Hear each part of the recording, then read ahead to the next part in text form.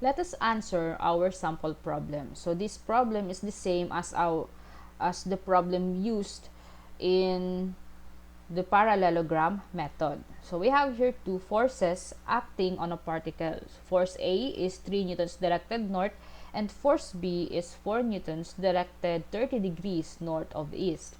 Find the resultant force using the Polygon method. So our given, we have force vector A, which is 3 newtons north, and then force vector B, which is 4 newtons 30 degrees north of east. So our first step is to assign a scale that would represent our quantity. So we have here a centimeter ruler, wherein every 1 centimeter will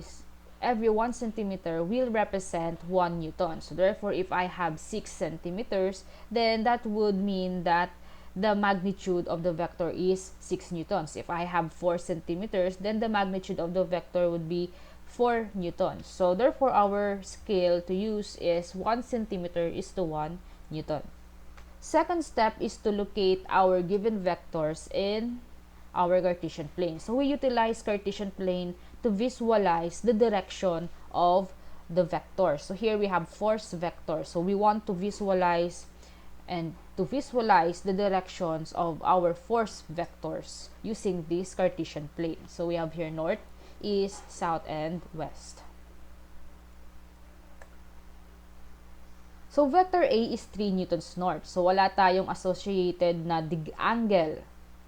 Pero meron tayong direction. So yung angle, wala lang siyang given angle. So since it is directed north, then it is a straight line going towards the north. So 3 newtons, so we need to count 3 centimeters because every centimeter represents 1 newton. Therefore, 3 centimeters will represent 3 newtons. So we have here 1, 2, 3. So this will be our vector A. So 3 newtons north. Next is to sketch the succeeding vectors. So we only have 2 vectors here. So therefore, vector B is our last vector. So vector B is said to be 30 degrees north of east. So 4 newtons, 30 degrees north of east. So if the vector is at an angle, exists at an angle. So we need to measure first the angle, and then followed by measuring, sketching the vector together with its magnitude. So let's proceed with our next step, which is to measure the angle of our vector. So sabi natin vector B is 30 degrees north of east. So kung mapapansin nyo, to compare the parallelogram and the polygon method, in parallelogram method, we sketch the vectors, we draw the vectors from the same initial point. So wherein that initial point is represented by the point of origin. So if this is a parallelogram method, then vector B will be drawn from this point, and then dyan tayo mag-measure ng 30 degrees, and dyan tayo mag-sketch ng ating vector.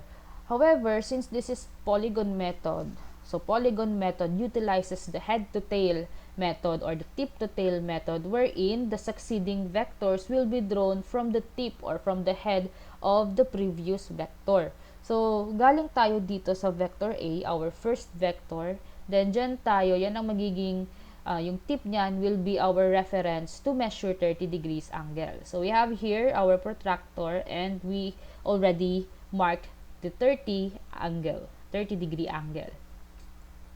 So let us now draw force vector B. So force vector B is 4 newtons. So therefore, ayan na. So let's count 4 centimeters, and that will represent 4 newtons B. And of course, we're going to align it from the tip of our previous vector to this 30 degree angle. So marka natin dito.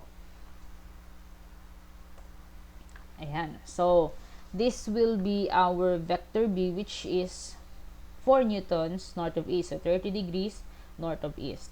So, our next step is to close this diagram. So, this to create the polygon. So, we will need to close this, and that closure represents the resultant vector.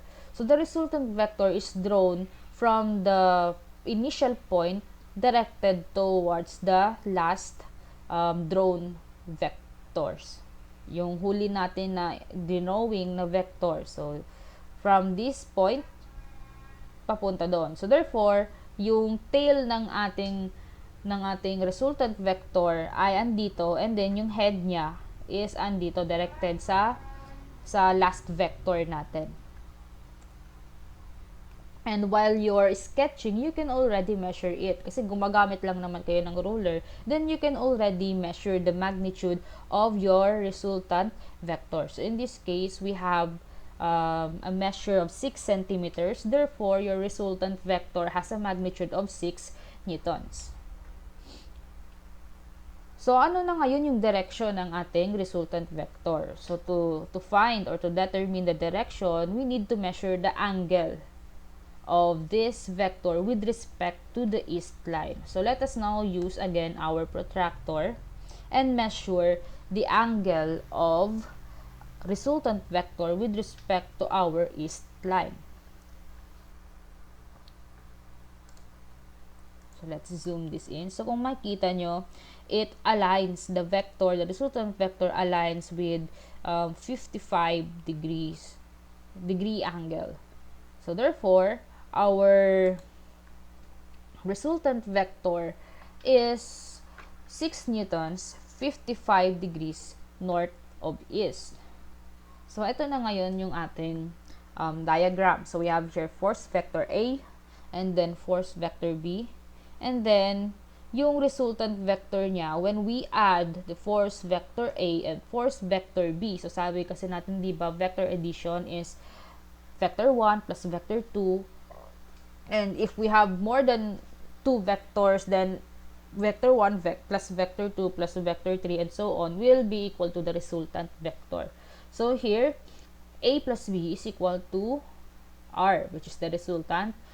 So 3 newtons north plus 4 newtons 30 degrees north of east will result to 6 newtons 55 degrees north of east. So this will be our final answer.